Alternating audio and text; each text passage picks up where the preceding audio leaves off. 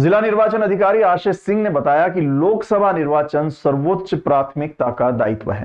उन्होंने चुनाव ड्यूटी में लगाए गए 2 कर्मचारियों द्वारा स्वास्थ्य संबंधी आधार पर निर्वाचन कार्यों से मुक्ति के आवेदन पर कार्यालय प्रमुखों को उनके अभिलेखों की छानबीन कर अनिवार्य सेवानिवृत्ति के संबंध में प्रस्ताव प्रस्तुत करने के निर्देश दिए हैं। जिला आयुष कार्यालय इंदौर की महिला स्वास्थ्य कार्यकर्ता मंजू अग्रवाल द्वारा स्वस्थ होने तक लघुकृत अवकाश का आवेदन प्रस्तुत किया गया था। महिला कर्मचारी द्वारा स्वयं को बीमारी से पीड़ित बताकर निर्वाचन कार्य संपादन करने में असमर्थता जताई गई थी। इसी तरह जिला शिक्षा अधिकारी के अधीन सहायक वर्ग 2 शासकीय विद्यालय राव के सहायक वर्ग 2 सुदर्शन घिंघट द्वारा भी इसी आशय का आवेदन प्रस्तुत किया गया था। कलेक्टर द्वारा इस संबंध में संबंधित कार्यालय प्रमुखों को निर्देश दिए गए हैं कि मध्य प्रदेश शासन सामान्य प्रशासन विभाग के निर्देश के प्रावधान अनुसार दोनों ही प्रकरण में 50 वर्ष की आयु अथवा 20 वर्ष की सेवा पूर्ण करने पर शासकीय सेवकों के अभिलेखों की छानबीन कर अनिवार्य सेवानिवृत्ति के प्रावधान का परीक्षण किया जाए। उन्होंने निर्देशित किया कि कर्मचारी के विरुद्ध अनिवार्य सेवानिवृत्ति के लिए मध्य प्रदेश शासन सामान्य प्रशासन विभाग के ज्ञापन अनुसार विधि संगत कार्यवाही कर जिला निर्वाचन कार्यालय को अवगत कराया जाए।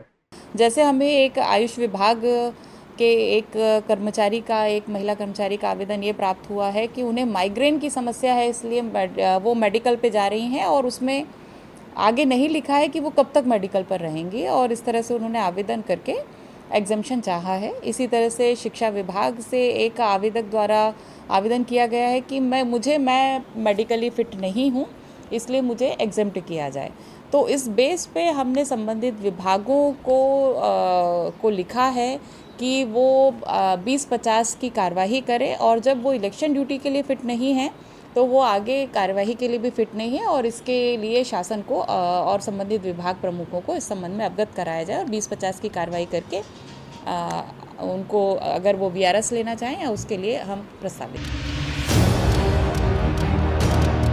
श्री महाकालेश्वर मंदिर उज्जैन में आज 6 अप्रैल को सुरक्षा एजेंसी की कर्मचारियों के साथ मारपीट के प्रकरण में FIR दर्ज की गई है।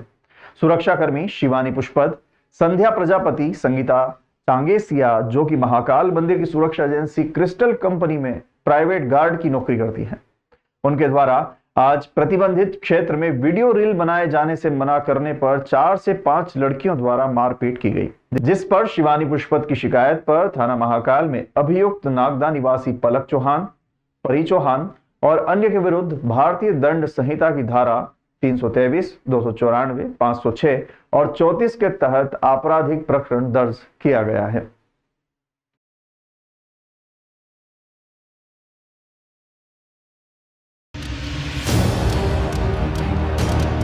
श्री महाकालेश्वर मंदिर उज्जैन में श्रद्धालुओं से दर्शन और भस्म आरती के नाम पर तय राशि से अधिक राशि लेने के प्रकरण में सख्त कार्रवाई की गई है।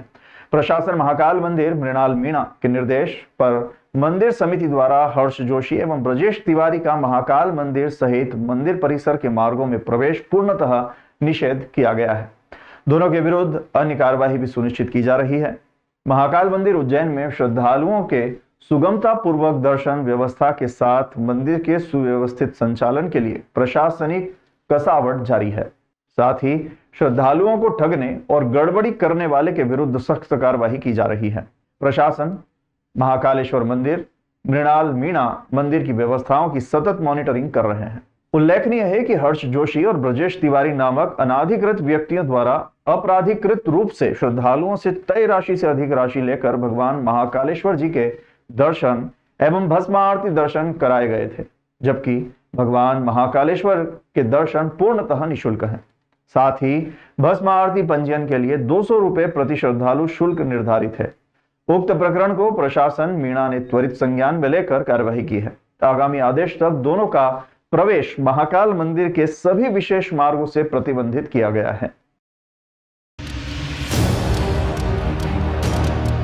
बड़नगर के ग्राम रावदिया कला निवासी उदय नारायण सिंह अपनी पत्नी और बालिकाओं को उज्जैन की बस में बैठाने के लिए बड़नगर गए थे।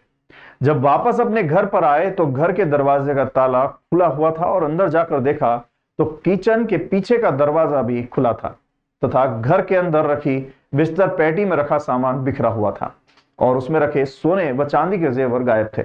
चोरी का पता चलने पर फरियादी ने पुलिस को सूचना दी और बड़नगर पुलिस ने धारा 454, 380 भारतीय दंड विधान का कायम कर विवेचना में लिया है। मामले की गंभीरता को देखते हुए और 1 माह उपरांत भी चोरी का कोई सुराग नहीं मिलने पर पुलिस अधीक्षक उज्जैन प्रदीप शर्मा द्वारा अतिरिक्त पुलिस अधीक्षक ग्रामीण के निर्देशन में अनुविभागीय अधिकारी पुलिस बड़नगर महेंद्र सिंह परमार, उप निरीक्षक हेमंत कुमार कटारे और बीट प्रभारी उप निरीक्षक राकेश चौहान की टीम गठित की है। टीम द्वारा लगातार संदेहियों की धरपकड़ कर पूछताछ की गई। मुखबिर द्वारा सूचना प्राप्त हुई कि ग्राम रावदिया कला का वीरेंद्र उर्फ गोलू पिता साहेब सिंह गोहिल जाति राजपूत उम्र लगभग 30 वर्ष कुछ दिनों से खाने पीने में अनाप शनाप रुपए खर्च कर रहा है। सूचना मिलने पर संदेही वीरेंद्र उर्फ गोलू को हिरासत में लेकर पूछताछ की तो उसने चोरी करना कबूल लिया। पुलिस ने आरोपी को गिरफ्तार कर आरोपी से चोरी गया मशरूका जब्त कर आरोपी को न्यायालय में पेश किया है। आरोपी से पूछताछ कर अपराध के अन्य पक्षों एवं पूर्व आपराधिक रिकॉर्ड की भी जांच की जा रही है। आरोपी से पुलिस ने चोरी किया माल सोने के कड़े कुल वजनी 30 ग्राम कीमत लगभग 2 लाख रुपए, 5 सोने की अंगूठी कुल वजनी 25 ग्राम कीमत लगभग 1,60,000 रुपए व 1 सोने का टॉप्स कुल वजनी 2 ग्राम कीमत लगभग 12,000 रुपए तथा 1 जोड़ सोने की लौंग, 1 सोने की नथ, सोने की बिछिया कुल कीमत लगभग 25,000 रुपए, चांदी के 4 सिक्के कीमत लगभग 1,000 रुपए, 1 जोड़ चांदी की पायजब कीमत लगभग 2,000 रुपए बरामद किए हैं। बताया कि वो अपने बच्चे को बस में बैठाने बड़नगर गया तो गांव के ही एक व्यक्ति ने पूरा रेकी करके उसका टाइमिंग सेटअप करके उस पूरे दौरान उसके पीछे गेट से एंट्री करके हमारी उसे ताला पूछा, उसने 4 लाख की ज्वेलरी पार की। तो जब लोकल एरिया डेवलप किया गया तो उसमें यह आया कि गाँव का एक व्यक्ति है वीरेंद्र राजपूत उस गोलू, वो उसके रहन सहन का खर्च का तरीका चेंज हुआ है। तो बहुत बारीकी से जब ऑब्जर्व किया गया उसको पकड़ा गया, पूछताछ की गई, उसने घटना में अपना हाथों का स्वीकार किया है। अब इसमें ये चीज़ें भी खंगाली जा रही हैं कि उसका खुद इन्वॉल्वमेंट है कि इसके अलावा भी किसी लोग शामिल है, तो वो इन्वेस्टिगेशन का विषय हम लोग उस पर आगे इन्वेस्टिगेशन करते हैं। कलेक्टर आशीष सिंह निगम कमिश्नर शिवम वर्मा के साथ शहर के विभिन्न स्थानों पर निर्माणाधीन सड़कों का निरीक्षण करने निकले। निरीक्षण के दौरान नगर निगम, टाउन एंड कंट्री तथा विकास प्राधिकरण के विभागीय अधिकारी उपस्थित थे। कलेक्टर ने भूरी टेकरी से नाइता मुंडला नवीन आरटीओ भवन तक निर्माणाधीन RI2 सड़क का अवलोकन किया। इसके बाद कलेक्टर ने विभागीय अधिकारियों के साथ भागीरथपुरा अंडर रेलवे ब्रिज से लक्ष्मीबाई स्टेशन होते हुए ISBT तक निर्माणाधीन MR4 road, Indore wire factory से छोटा बांगड़दा होते हुए सुपर कॉरिडोर तक निर्माणाधीन MR5 रोड का भी निरीक्षण किया और जरूरी दिशा निर्देश दिए। ठीक है, आप लोग नहीं रुको, हम लोग देख लेंगे, फिर बुलाएंगे आपको जब जरूरत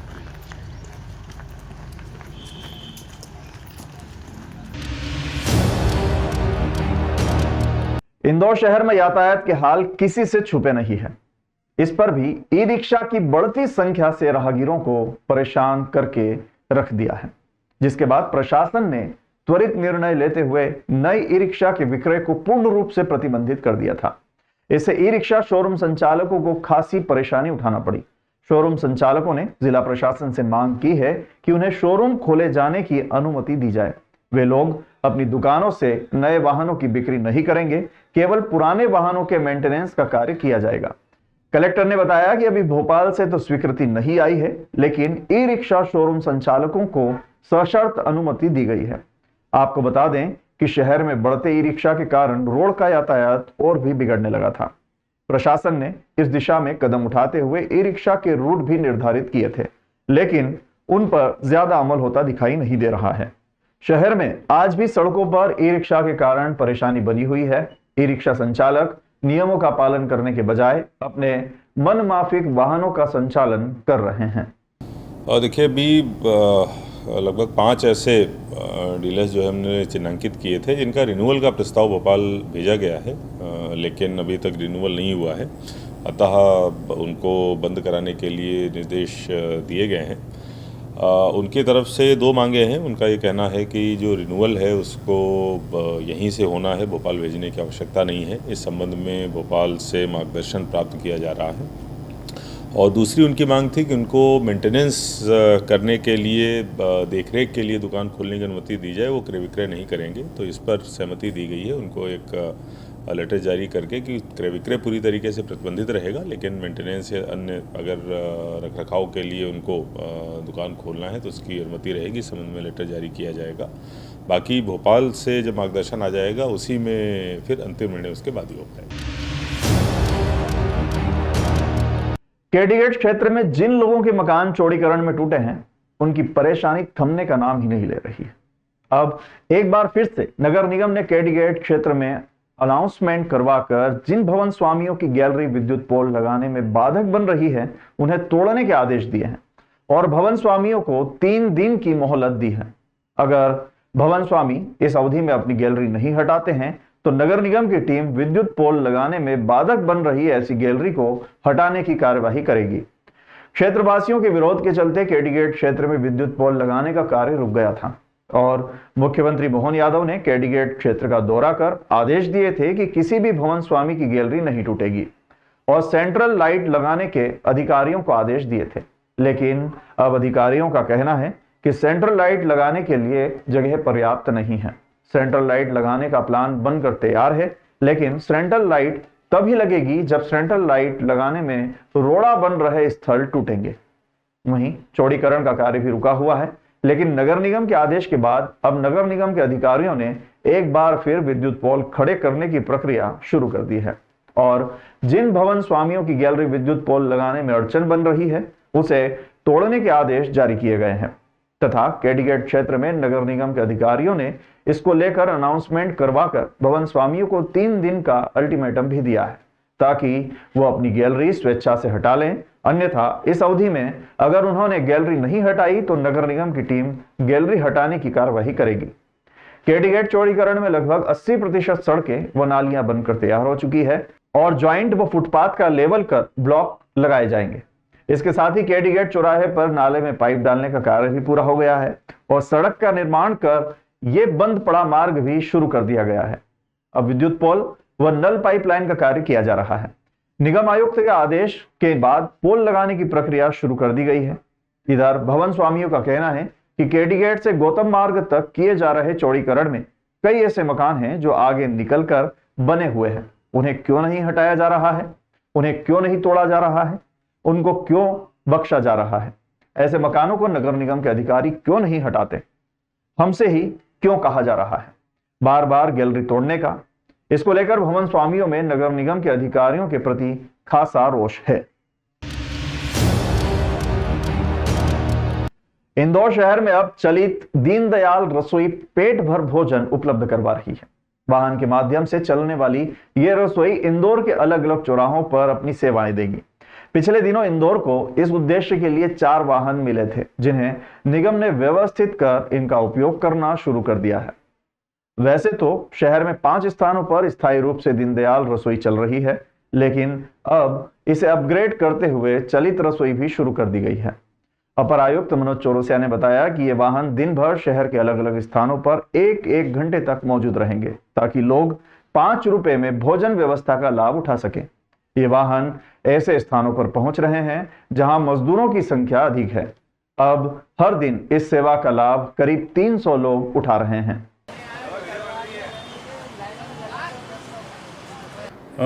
हमें 4 चलित वाहन मिले थे दीनदयाल रसोई योजना के लिए और उसका रजिस्ट्रेशन कराया गया, उसको अप टू डेट किया गया गाड़ी को, और जो थोड़ी कमी बेसी थी उसको पूरी की गई।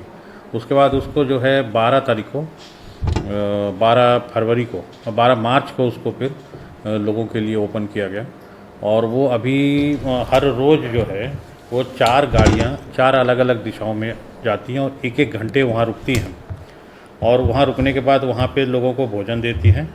जो भोक्ता होते हैं उनके 5 रुपये देने होते हैं, बाकी 10 रुपये जो है शासन की ओर से उसको सब मिलती है अनुदान राशि, और मात्र 5 रुपये में लोगों को गर्म भोजन अलग अलग रोज़ में अलग अलग मेनू का उन्हें प्राप्त होता है। ये जो स्थान हैं अलग अलग वाहनों के लिए, जैसे जिला अस्पताल है, चंदन नगर चौराहा है, लोहा मंडी है, 3 इमली है, पालदा है, मूसा खेरी चौराहा है, अस्पताल है, एमवाई अस्पताल है, पीसी सिटी हॉस्पिटल है, अनाज मंडी है, बजरंग नगर मजदूर चौक है, अरविंदो हॉस्पिटल है, इंडस्ट्रियल एरिया है, कालानी नगर है, विद्याधाम मंदिर है, रोहितराम मंडी के पास है।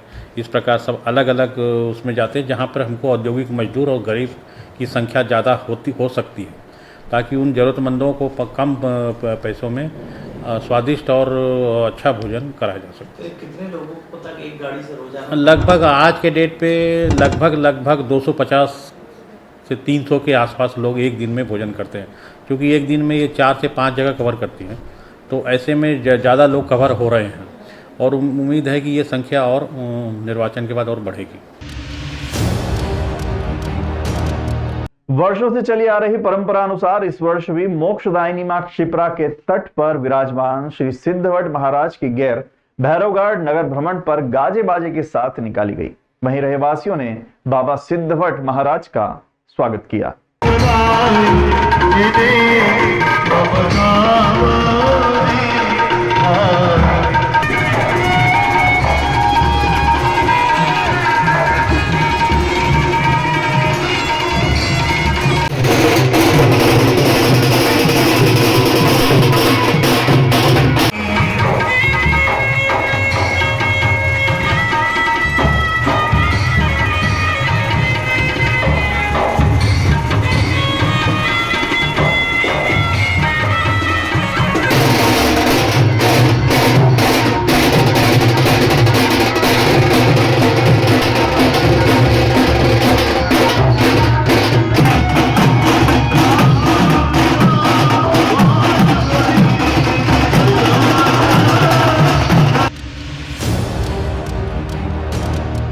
मध्य प्रदेश नागर ब्राह्मण परिषद अध्यक्ष केदार रावल, महिला मंडल की अध्यक्ष सोनिया मंडलोई, प्रदेश महासचिव हेमंत व्यास के नेतृत्व में आज उज्जैन महाकाल की नगरी में मध्य प्रदेश की गठित कार्यकारिणी का शपथ एवं सम्मान समारोह संपन्न हुआ।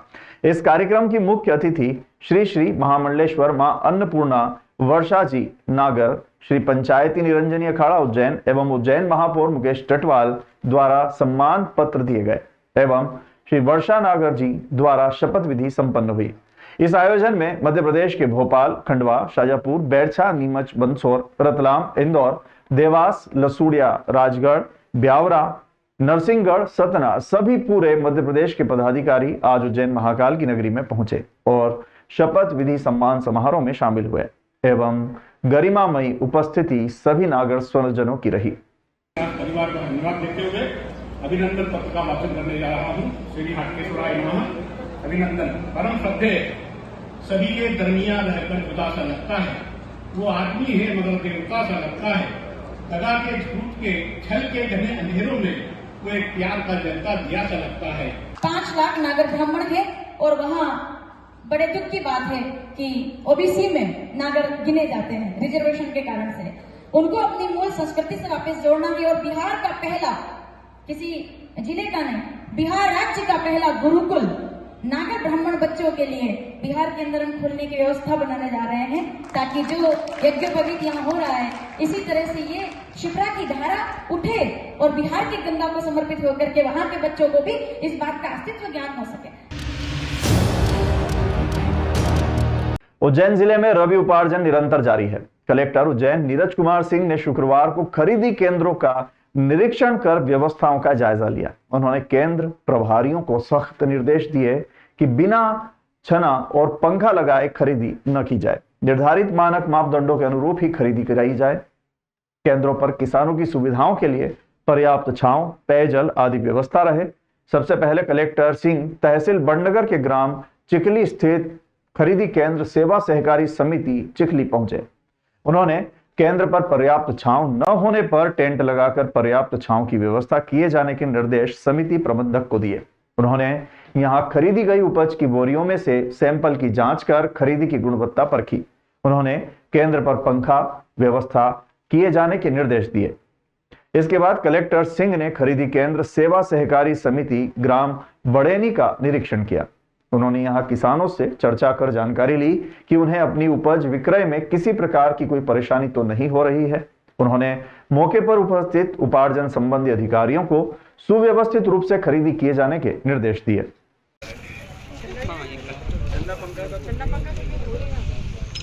वहां पर भी वो वैसे भावसार समाज ने शनिवार को कुल देवी मां हिंगलाज का प्राकट्य दिवस धूमधाम से मनाया। इस अवसर पर समाज की धर्मशाला में चल समारोह शुरू हुआ, जो अनेक मार्गों से होता हुआ पुनः भावसार धर्मशाला पहुंचा।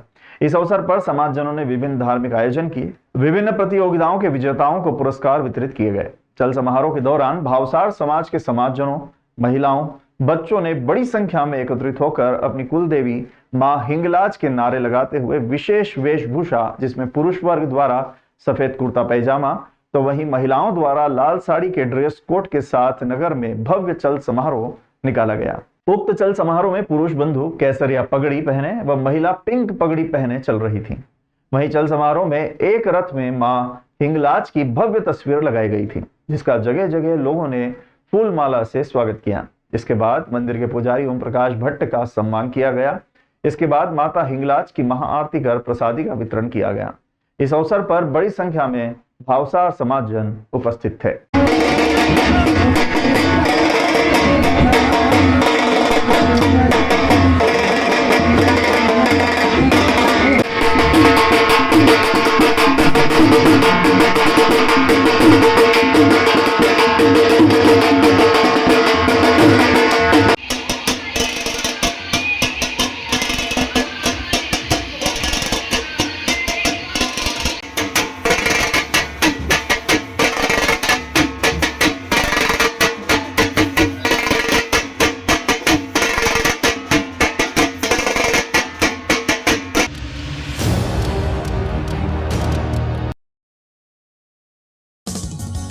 देश गांव शहर सब पे नजर, सबकी खबर, नया रूप है नए है रंग, सबको समेटे अपने संग।